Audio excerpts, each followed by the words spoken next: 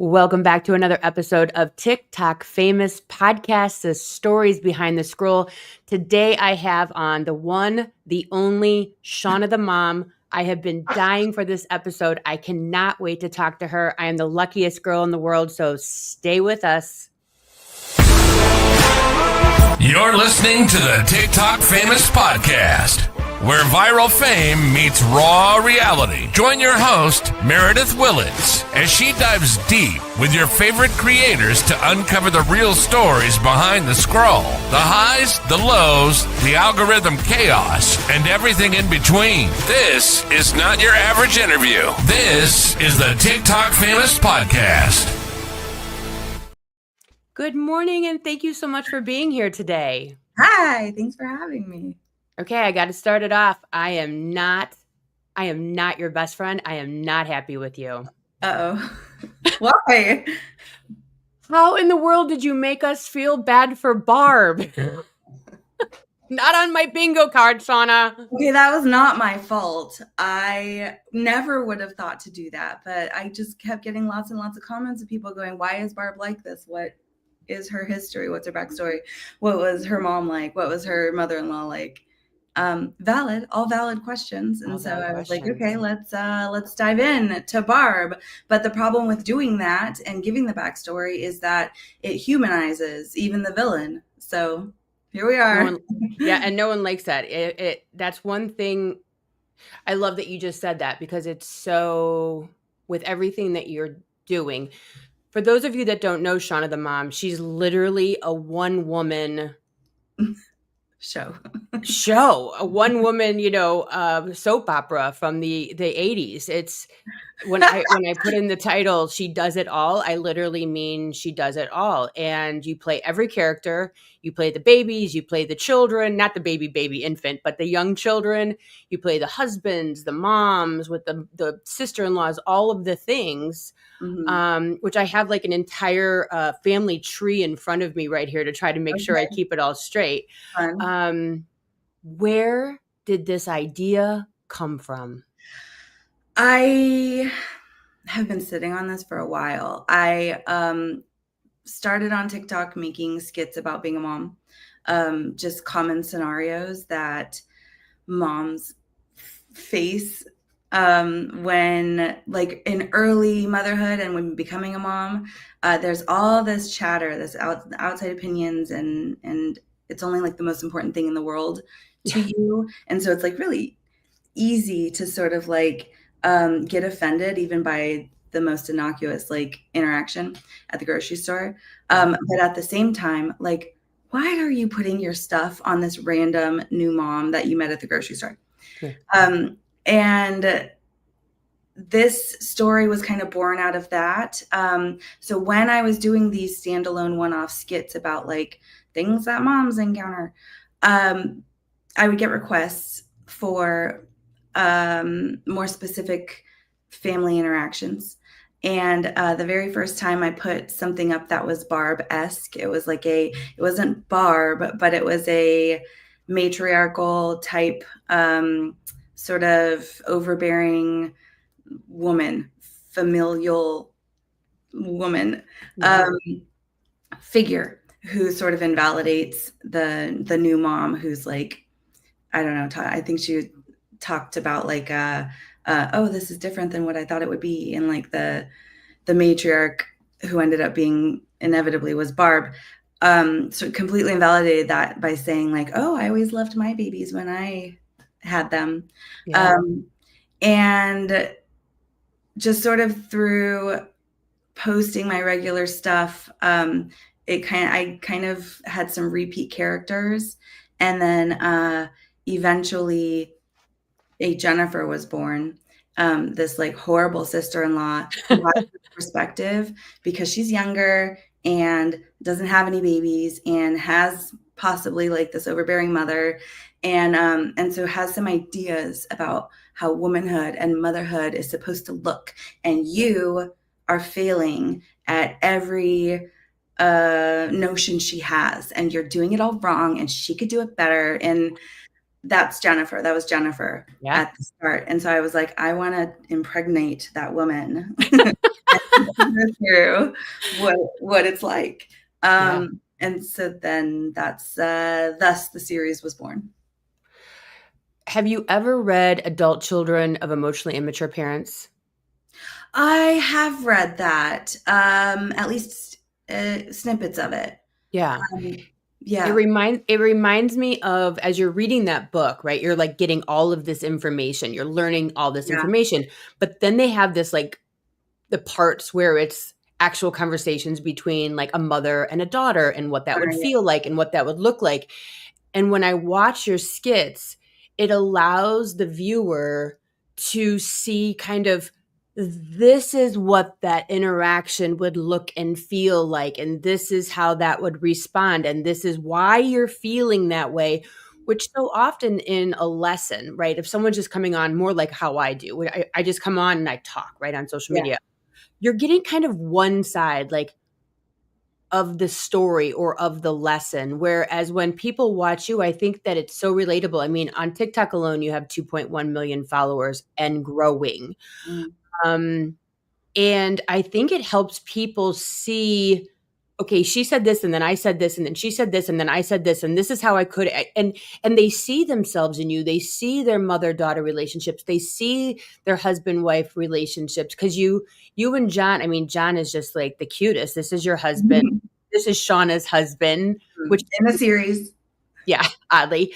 Um I love the kind of like back and forth with all these characters because it makes, I think, so many of us feel less alone and like it's not just us, because you wouldn't be making a whole show out of it if this wasn't a common experience and a common occurrence across the world. Yeah, I get a lot of DMs about like, I thought it was just me. And it's not, it's all of us. And I really found like when I became a mom, that really struck me that like, oh my gosh, though I'm isolated alone in this room at 2 a.m. with this baby, and I feel like the only person in the world who's awake right now, and I feel so,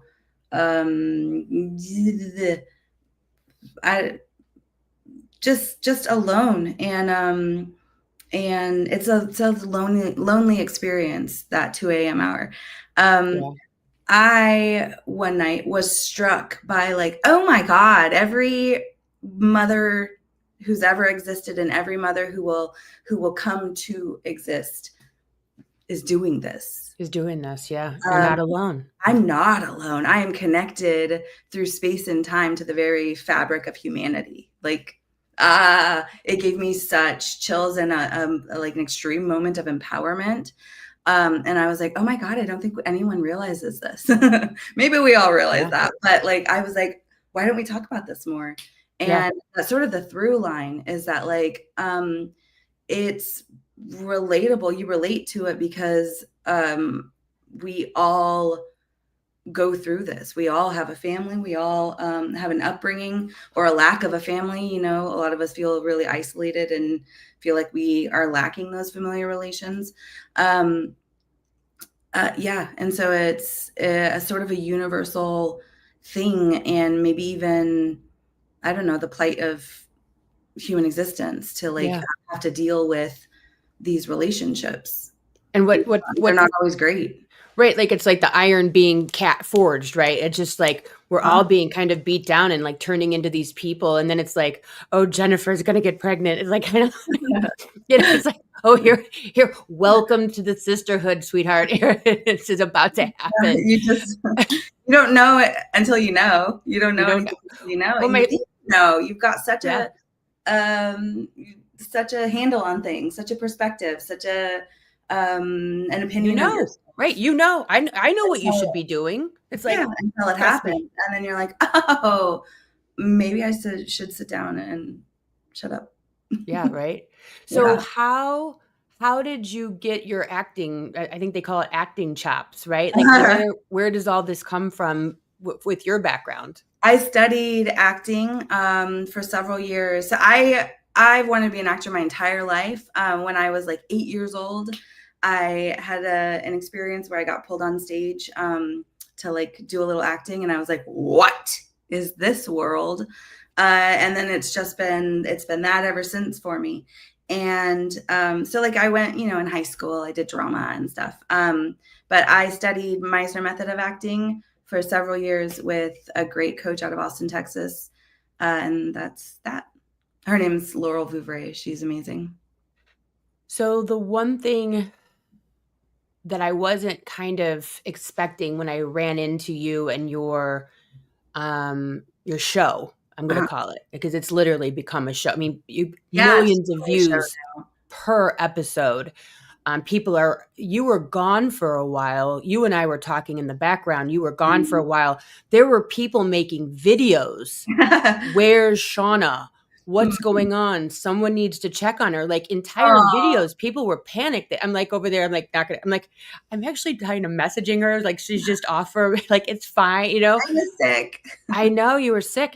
But people are anticipating. They want to know how, they want to know who, they want to know what's coming. They're like, is there an episode about, like, people are anticipating. Are you recognizing as a creator, a social media creator, the value of the serial content where it's people are waiting for the next one, the answer to the previous video?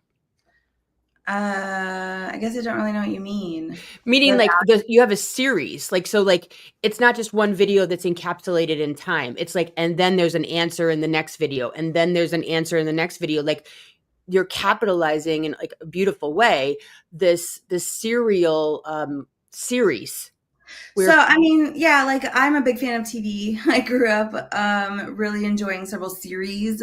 yeah, And so it's always been like, you know, that's the dream when you want to be an actor. You want to, well, I don't know, some people want to go on stage, I guess, but I've always wanted to be in television or film.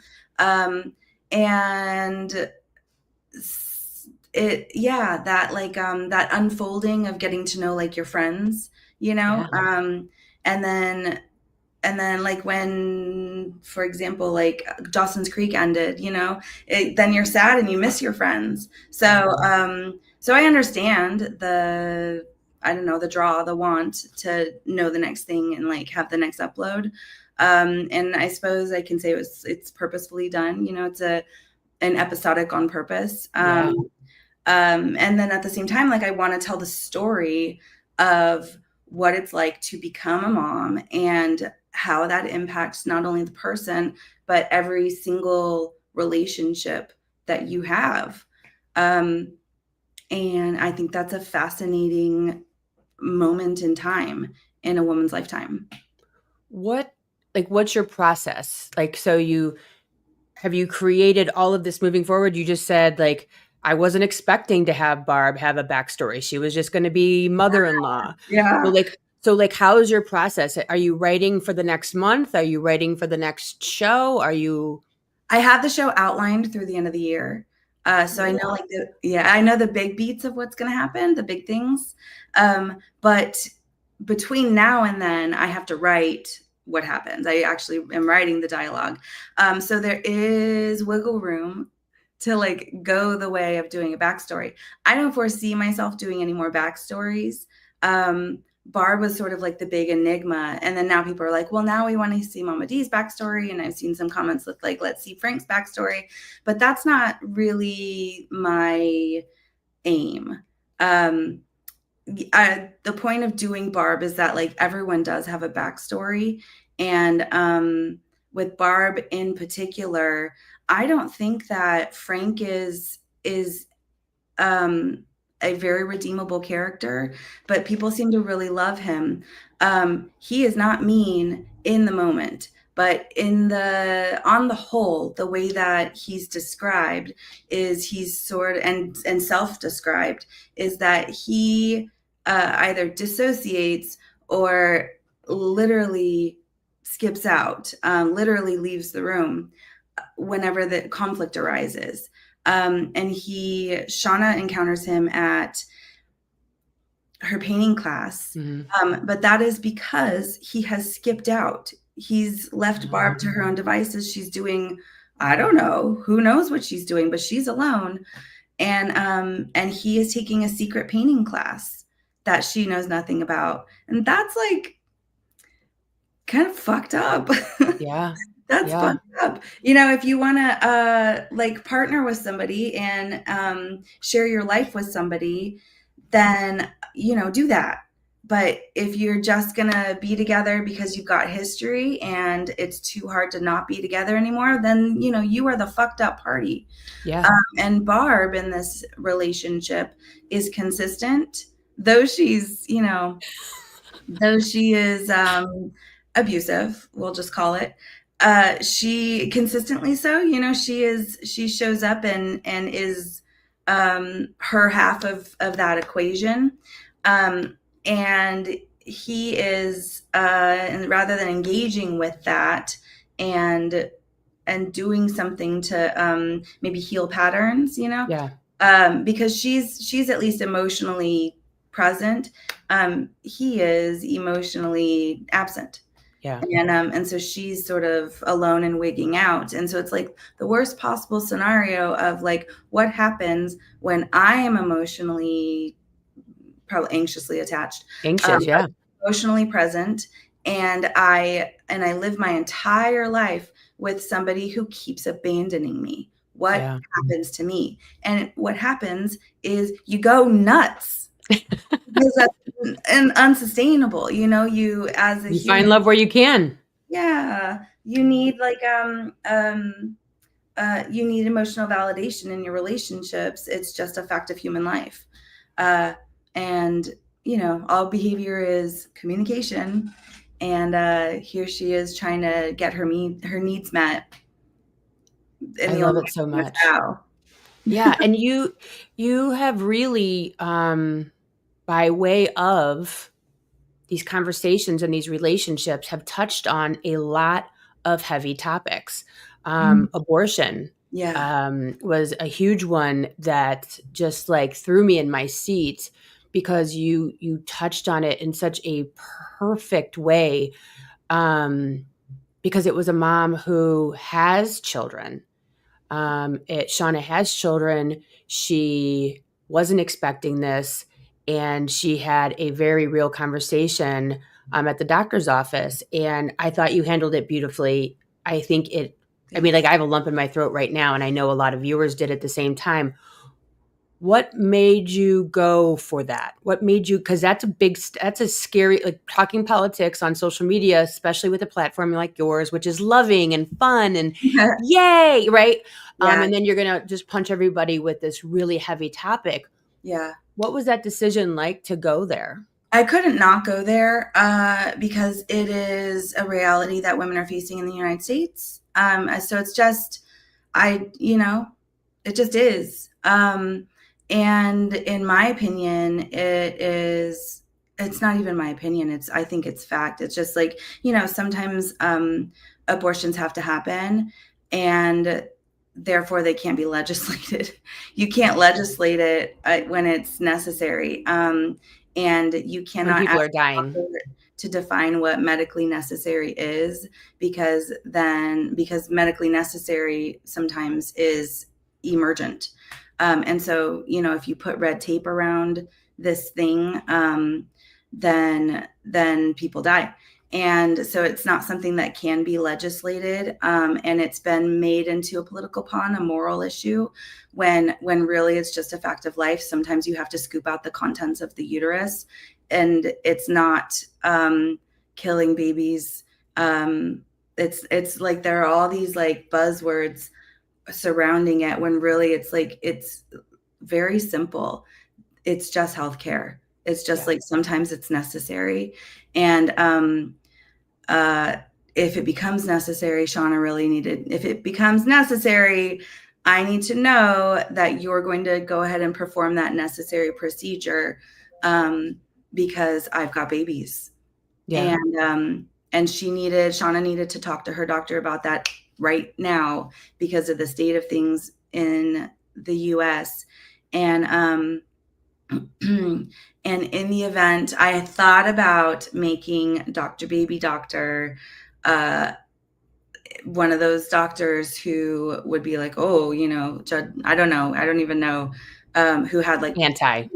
opinions about it. But then ultimately I was like, no, like we need sane representation of what this is. And all it is that sometimes it is necessary and therefore you cannot legislate it. Otherwise it's a war on women. Like Yeah. it's Yeah. just a simple fact. And to throw like morality at it is a smokescreen. All it is controlling women's bodies. Yeah. Yeah. What does your like do you talk to your family? Do you have a sounding board at home, or is this all literally a one woman show? Do you throw this stuff at people? Do you Oh throw this yeah, at your literally husband? a one woman show. I don't talk to anyone about it. My husband is a big fan and like loves that I do it and is behind me. He facilitates the ability to do it. He's got the kids when I'm doing it. Uh every now and then I go, I need a storyline about this. How do you think this could happen? I can't even think of an example because he'll go, oh, and then I'll go, never mind. Never mind. Never mind, I got it. sorry to throw you into the fire there. No, I don't bounce stuff off of anyone. I just do what I want. Yeah. Yeah, good for you. How does it like feel when you get maybe for like the abortion or the weaponized incompetence, postpartum depression, we'll talk about that too. You dealt with is from the Barb perspective. Do you get negative comments? Do you read the comments? Do you give a shit what anyone says, or you just got the blinders on and you're just barreling forward? Um, I read the comments. I have a strong sense of self and what I'm doing. And I know that anyone who's commenting anything is doing it from their own perspective. And so therefore the comment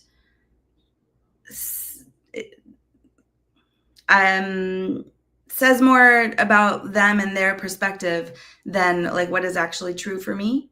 Yeah. And it rolls off my back. I'm able to differentiate like reality from this person's vitriol when it comes up. Anything that is too egregious, I delete, or I don't really delete much of anything.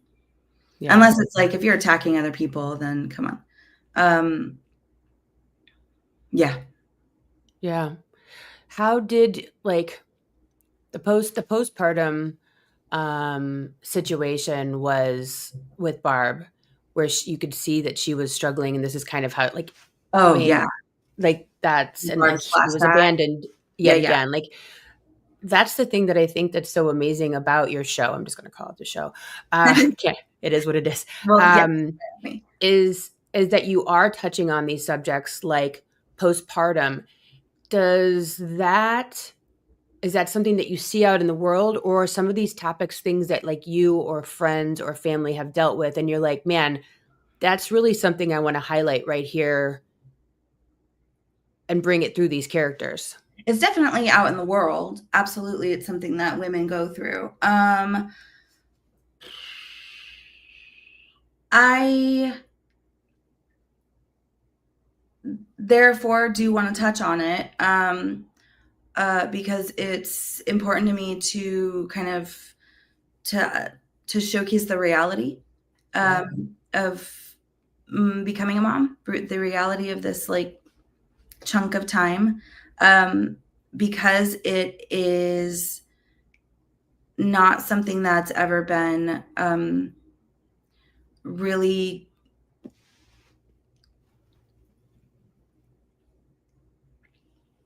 represented in media, in like film and television, in its entirety. Yeah. Moms historically are a side character. They're the main character's mom, or they're the main character's wife, and they have their side story of, oh, I'm a mom, and that's sort of it. and there, it's not really, it's either,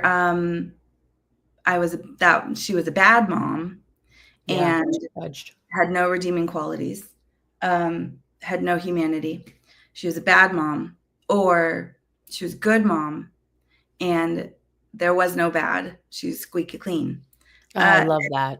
and very rarely, if I'm like literally racking my brain to think of an example of like a, um, A good something mom that's bad and a bad mom that's still good. something that like, yeah, that weaves the humanity through. And it's just because, it historically, not a lot of women's stories have been told. Um, and a lot of women are mothers. And so I want to tell the stories. Uh, and part of that's postpartum issues, because there's postpartum depression, there's postpartum anxiety, there's postpartum OCD, where you have like intrusive thoughts about throwing the baby, I don't know, down the stairs. Right. There's postpartum psychosis, which is the worst of the worst. Do you have to study these? I mean, do you have to like literally like, okay, I'm about to hit this topic. I need some books. I need some information because of like you just said all those words. I don't know all those words. Like, Oh, really? yeah. Okay. It's so I mean, you I get what you're talking about, but do you have to like, all right, I need to educate myself on this topic, soup to nuts, before I hit it? Is there a lot of like background that I you don't need to know. go into here? I think I read a lot of stuff when I first became a mom. Uh-huh. And I was like, "Oh, this is hard." That's not that hard, but it's hard, but it's not like difficult, but like I really was trying to define what the hell am I going through for myself. And so I read a lot of stuff then, and I was like, "Well, it's definitely not postpartum psychosis. Definitely not. Maybe some postpartum anxiety. I don't think it's postpartum depression." I really was like trying to self-diagnose. And do I need help? And is this normal? And so no, when I'm writing it now, I don't have to go back and do the research on it. But I think I've done a fair amount of research, just Yeah. kind of like trying to understand myself in my own life. And I did go to college and I did study psychology. Oh, okay. And so I didn't. I say that, but like I didn't finish college. I'm not a therapist. I don't have a. I was a psych major though, But you and handle it so beautifully. Like thanks. I think that one of my favorite things, which is weird, is the healthy boundaries. Because Yeah, I've seen on social media people say for people that are people pleasers, healthy boundaries feels violent, and I was like, wow, that's. I forward all this shit to my sister. I'm like, look, pay attention because it's so true. It does feel mean. Like you're yeah, being mean to the person because you've acquiesced so much in your life. yeah. And so I see that in your show where I'm watching, it's like, no, like there's a no. And it's like, but, no, but, and it feel like even talking about it makes my elbows hurt because it's just like that. Oh my gosh. Oh, yeah.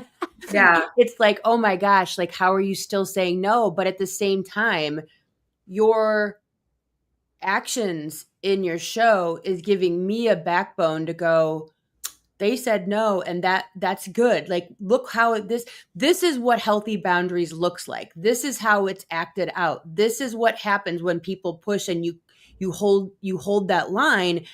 And for people that don't have healthy boundaries, you literally are giving the how to. Oh my gosh, that's amazing. True. I love that. Good. True. Because like for me, people always talk about healthy boundaries, but what Yeah, does it look like? What is that action? How does that yeah, play out? How do you have your spouse help you through that? Because a lot of times the spouse might be the one to go like, look, Meredith's not doing this today. yeah, I know you can't handle that, but she's holding this boundary and I'm helping her with that. And so yeah, you're really showing, to me anyways, I know to others, how to do it. yeah. in real time. That's amazing. Yeah. That hadn't occurred to me. Yeah. Why do you think we're all watching you? I don't know. Because cool. That is great because it's really important to be able to stand up for yourself. I Yeah. mean, self-abandonment. Like if you are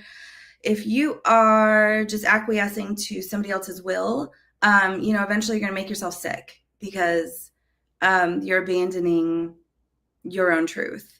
And I mean, I went through cancer, and so I very I give I give less fucks now because I sort of faced mortality. And so what that taught me is that like you're only got this one life, YOLO. And yeah, sure, like they might be mad, but if you have to piss somebody else off to like be truthful to yourself, then so be it. So I went through cancer. I think I'm 6 years out. Yeah, breast cancer. My And I God, was, cool yeah, sister. yep. And I was I'm going to go on do that when my husband retires, when my kids graduate. Then I'll do it then. Yeah, And also, never ask for help. Like, was a people pleaser. And I think that breast cancer really taught me to ask for what I need, to step in my power, to give zero fucks, as you said. Like, yeah. just stop. Like, stop the craziness. This is my life. Mhm. Do you see a shift in yourself post cancer? Like, do you see that like Yeah, holy shit and an moment? awareness shift. Yeah. It's absolutely the same thing. There were a lot of things that I was struggling with in my personal life, and cancer sat me on my ass and forced me to face them. And uh, I not just face them, but be really incredibly honest about them, because like, at the end of days, there's no point in lying to yourself anymore. Yeah. And in that way, it was like such a blessing, I feel, because I'm much stronger, wiser, and bad bitcher Honest. than I Yeah. was. Yeah. Yeah. I Mhm. say when you shake hands with death, you start living. Oh my God. It's beautiful. Isn't So it? Like, but it's so true though. Like I after mean, that, hopefully you don't have to, hopefully you don't have to shake hands with death to get started, but like, yeah, something's yeah. got to shake you up.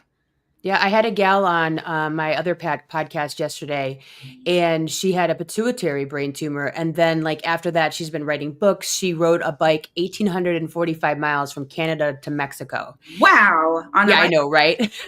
On a bike, on and a bicycle, a on bike, a not a real. motorcycle, a It bicycle. took her. I think it was 40 days. It was like 50 plus miles per day. Like, and then you sleep, and then you do it again the next day. Like, Damn. what? But I'm starting Run to. by. I know. I No, I bucket mean, list. great. Like, that's good. But what? She Why? wasn't like a decathlon person. So what Okay. she said was she wanted to prove to everybody that she was back, that Oh, she was the same person she always was, that she had her shit together, brain tumor, radiation, the whole 9 yards, brain wow. surgery, and she's back. And she said when she got to I was gonna Mexico, say, she how'd was that like, it was anticlimactic. She was like, go? Yeah. Meh. she didn't care anymore what anyone else thought. That's not it. Yeah. Yeah. And what That's we were talking, so funny. It's I because know. there's no going back. Yep. That's There's no, so and she's funny. like, I left that person, Yep. and she's not here And that's anymore. what And you so, learn. That's yep. amazing. Isn't that So, amazing? yeah. I I mean, love I'm it. good for her. I'm glad that she did it. But like, yeah, absolutely.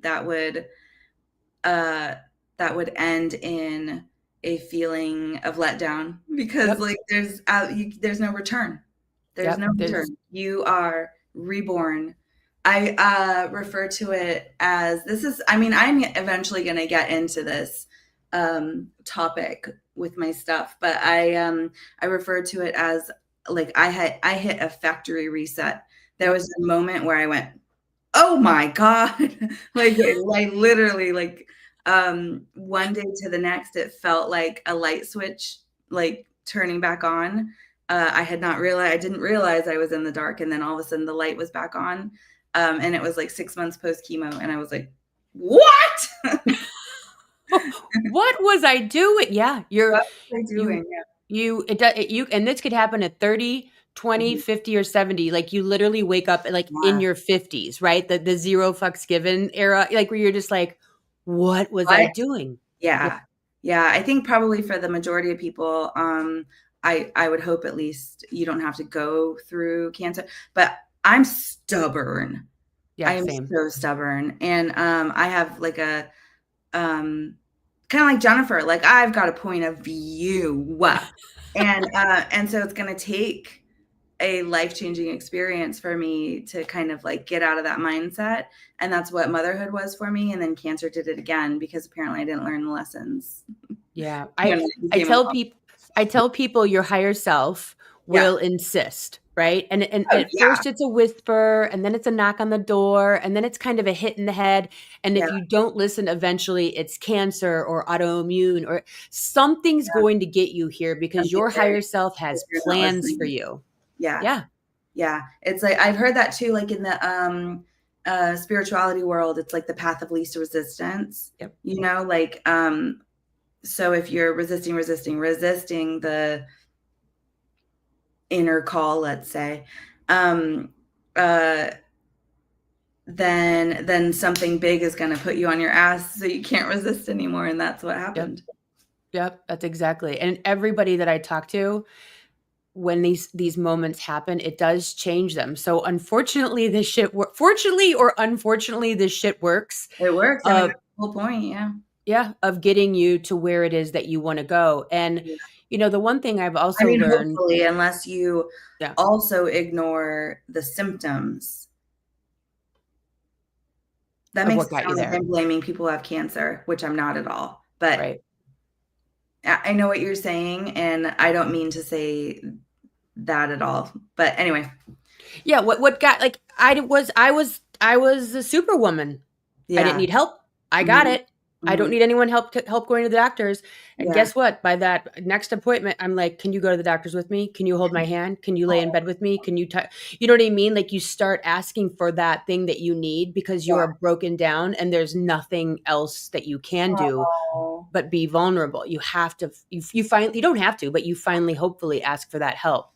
And I love that you're going to touch on this because I do think that the whisper and then the nudge and then the flick can be listened to if we recognize, hey, you're on a path.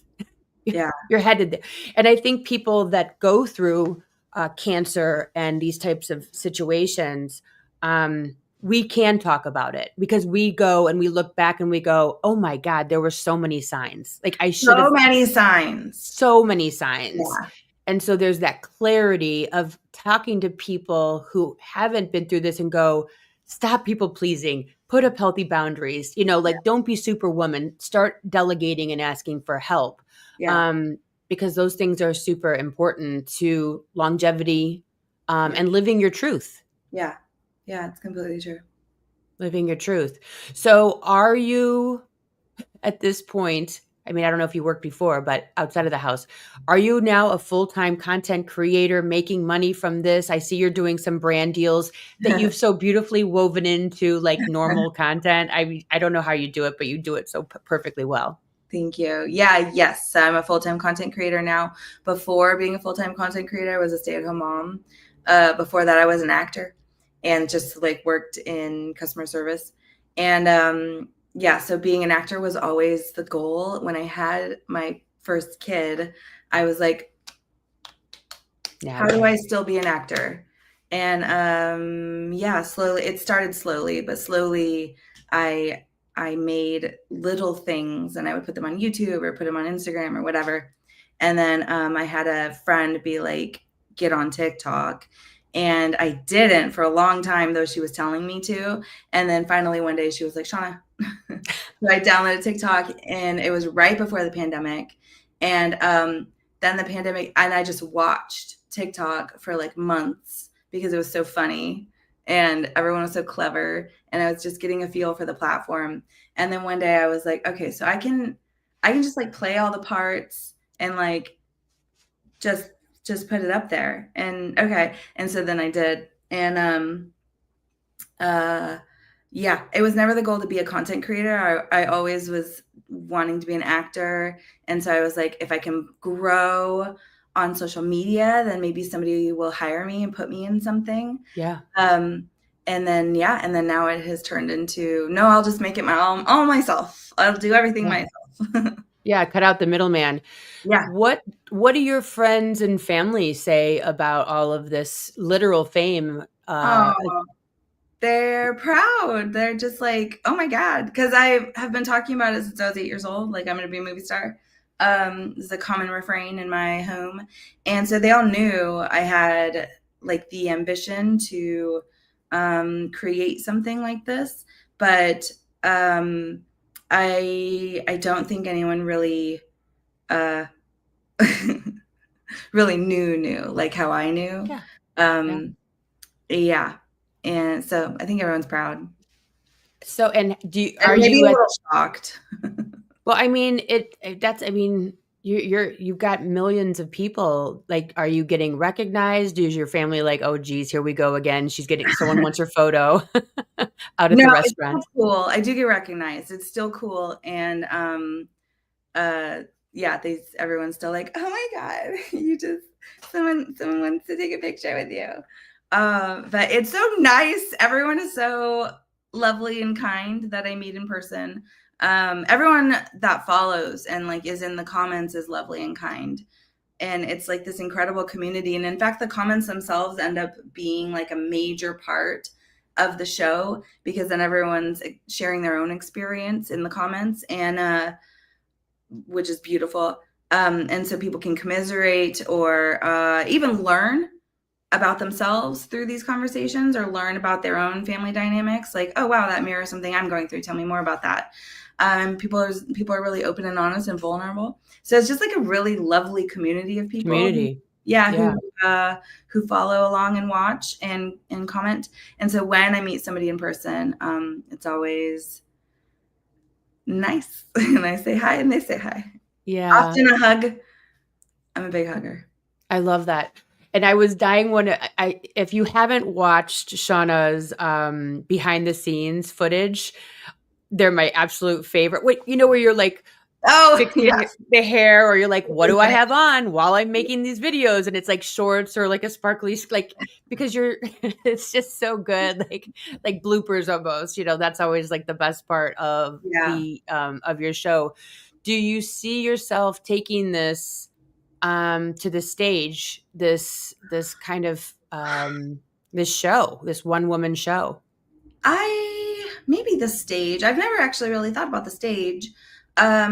I do think about developing this into, so like where it's going to leave off at the end of the year. It's Breaking news! ended. Breaking news! I'm not going to give anything away, but it's sort of open ended, and so there are like things that I can do to sort of spin off, and so I don't know if that will end up being I'm gonna like actually make a show or a movie or something on like traditional media, or if I will continue to do what I'm doing. If so, I would love to do it in like a maybe like a more traditional format. I don't know. I don't really want to mess with the format of people, but like maybe I can do it on a green screen and have a background, like just do a bit more editing. So it's like, I don't know, a little more polished. But I never set out with the intention of doing a one woman show. And when you're an actor, Oh, really? no. Well, I mean, like, it's sort of born out of convenience. Like I can just do this without having to wait for anyone else. Yeah. And without having to like show up on set. I mentioned I had a baby, and this was a way to act without really like disturbing my home life very much. And and so I would love to eventually work with other actors and eventually like and form a full production. But I'm not opposed, I suppose, to doing a one woman show. It's just I have never really thought about it. I've just sort of like, going with what comes. Yeah, I'm just like, not that you're asking my opinion, but I'm like literally seeing like a very plain stage where each person comes out and has their own monologue but still that monologue is interacting with the next monologue and the next monologue. And it show just kind of like grows legs where each character Baby girl, develops. you gonna write it for me? I'm over here. I'm Yeah. seeing it play out because You each do it. character has so much personality, and so often we don't even realize that our reaction or our emotions or our feelings are spurred from what just happened. Like it's that if Yeah. you're nice to the waitress, that's changing the waitress's interactions for the rest of the day, just like if Yeah. you're a jerk to him or her. Yeah. And so it just that climax of the butterfly effect of each conversation then spurs the next conversation, which spurs the next situation. Like we have to ask, You may be like, a creative genius. Great idea. like Frank, he didn't become, avoidant. Like he runs, he's Yeah. he's in full flight. Well, Yeah. why is he in flight? You know what I mean? Like, was he had to flee?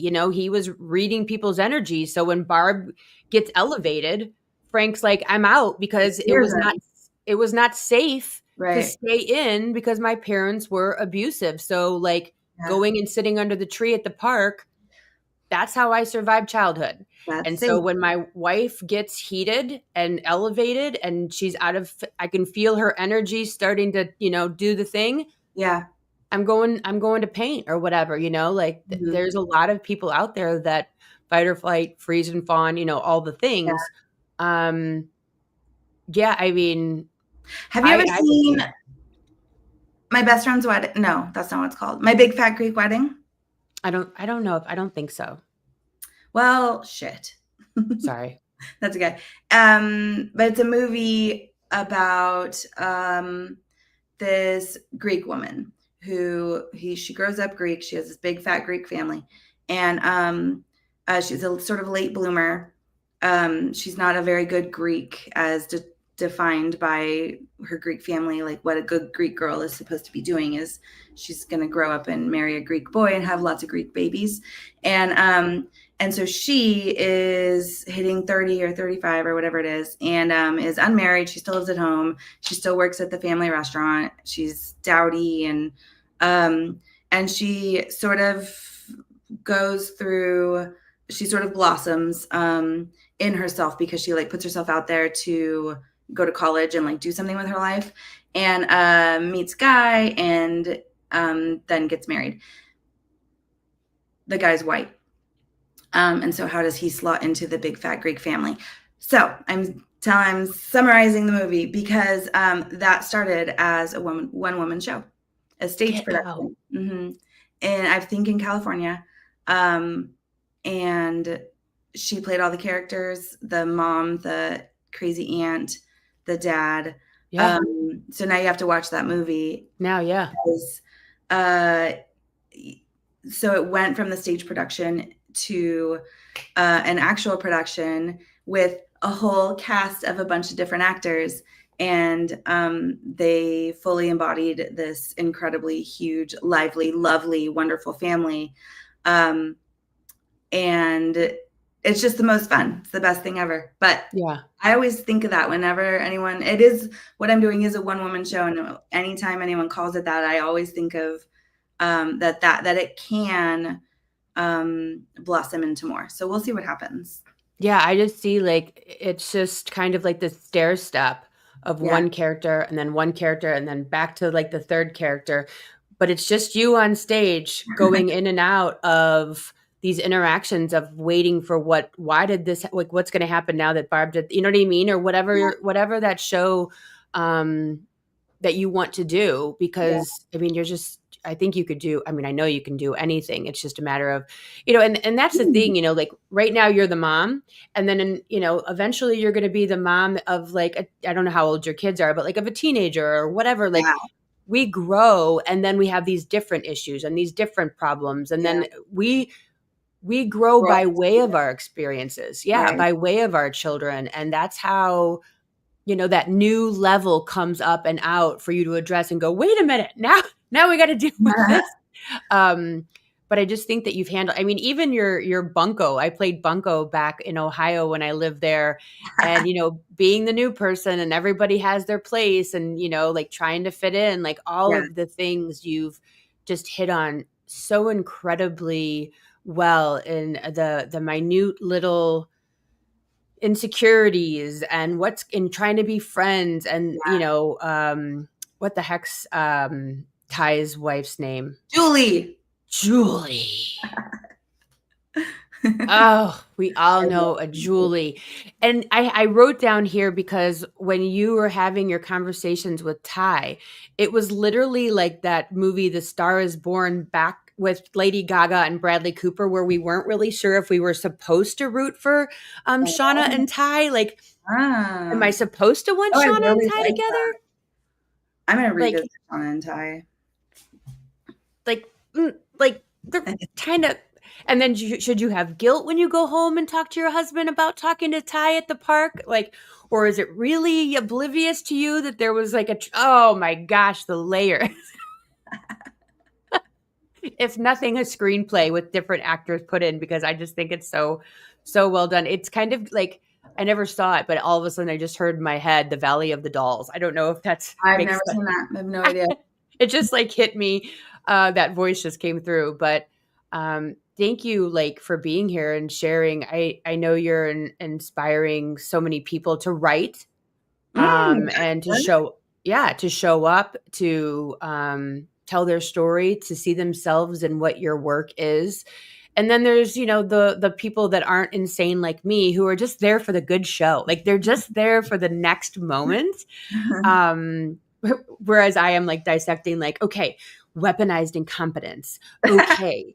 How to deal with in-laws. It's not crazy.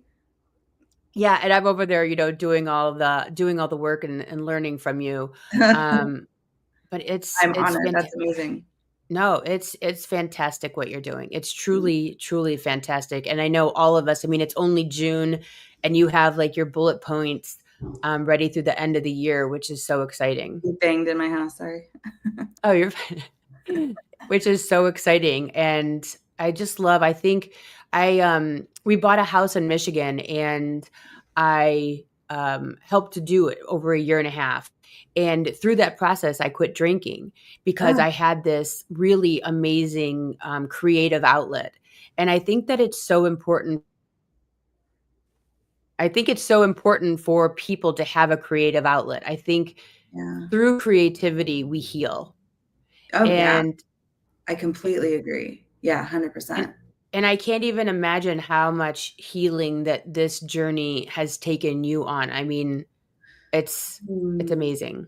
Thanks. Yeah. Healing. I don't know either. I mean, just letting your voice be heard and being seen, I think, is huge. Yeah, that's a healing thing. Yeah. Yeah. So good. Thanks. Shawna the mom. So good. Thank you so much for being here today. I really appreciate you taking the time. Yeah, absolutely. It's my pleasure. So good. All right, everybody. I'll see you guys here next week. Again, Shawna the mom. She's got her show written through the end of the year, but she is listening to your comments. So comment away, because she's inspired by your questions and your comments and all the good things. So I'll see you guys here next week. Bye. Bye. Thanks for tuning in to the TikTok Famous Podcast with Meredith Willits. If you're loving the unfiltered stories and behind-the-scenes truths, be sure to subscribe, leave a review, and share the show. Until next time.